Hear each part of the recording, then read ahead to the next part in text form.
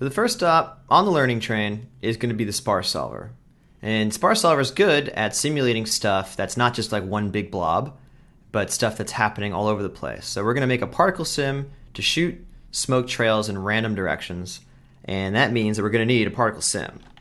So drop a geometry node down, call it the sim, jump in. Now obviously there's a particle series for Applied Houdini. Even the first lesson is free and would tell you more than you need to know with regards to how much we're going to do particles here. So I'm going to try not to dwell on particles too much. I am going to go through it quickly. So just make a sphere to be our source. We're going to shoot particles out of in the normal direction of the sphere.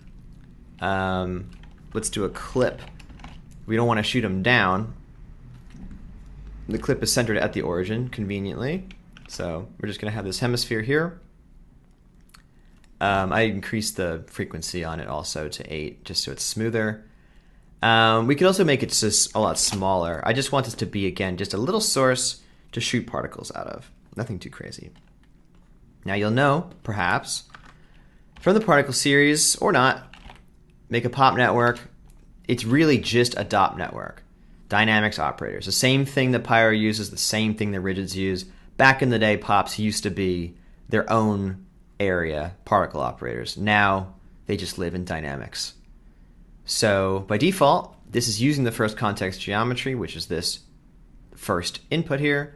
So by default, if we space G to look at it, we can see particles showing up on the surface. They have no velocity, so they just sit there. Let's say we don't want this many. If you go to the birth, it's making 5,000 of them per second. We want 2 of them per second, I think. That seems much more reasonable. So now, if we turn the guide off, you can see we're just making a few.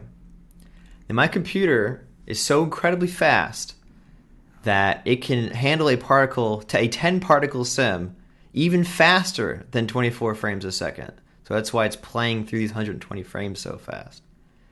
So if your computer is also so powerful that you can handle 10 particles, click on this clock. The clock will force the computer to slow down to 24 frames per second, just so we can get a better idea of what this is going to look like. So come back out here. We need these to shoot up into the sky and come back down again. So we need to do a few things. Let's actually do gravity first. We need the come back down again. And while we're thinking about coming back down again, let's do a ground plane to collide with. So ground plane, merge into the gravity thing here, like so. The merge by default is a collision where the left affects the right, so the ground plane affects the particles. I'm going to turn the display off on it. And the particles themselves are just kind of stuck here now. Let's shoot them into the sky. So go back to the attributes that we were starting to do and say, let's set the velocity. Let's shoot it up. So the initial velocity is, then the y direction is 10 plus or minus 1. So we can see, like that, they're coming up and they're coming down again. Let's make it go up higher. Cool. Let's make it go wider. So we'll have the variance, because remember this is the plus or minus. We want it to be up to 10 in the x direction or minus 10. So now we got something like that. Let's give it some depth in the z direction, not too much, because I want to keep the actual simulation kind of scrunched together in that plane, if possible. This plane, I mean. That'll save us some simulation time and such. So that's not bad. And then we'll just vary up literally the up direction.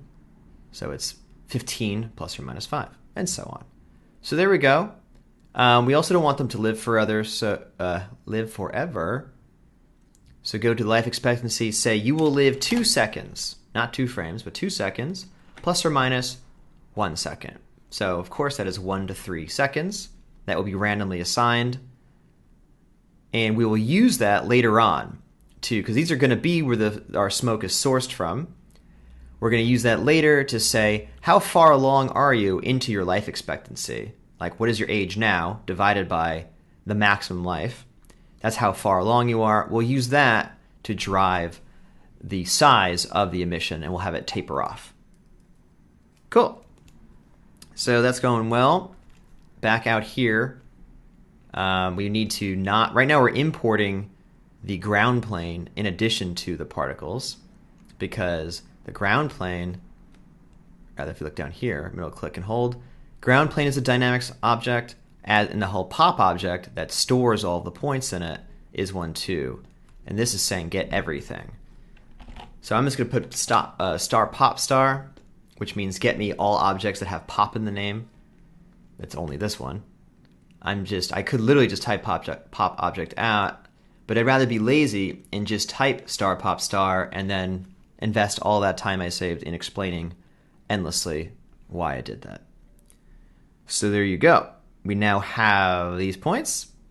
And last thing we're going to do here is we'll make a wrangler. That's right, we're going to use some wranglers. We're going to use some vex in this lesson, just a little bit. Don't worry. So I'm going to make an attribute called density, because it's just an at without anything in front of it. It's just a float, meaning it's just a decimal number, a regular old number. Make it 1.0. That's it. We're going to use that attribute to convert that into smoke in a minute, or volume I should just say. And let's finish off this chapter with a null that just says, these are the points. Behold them. Very good.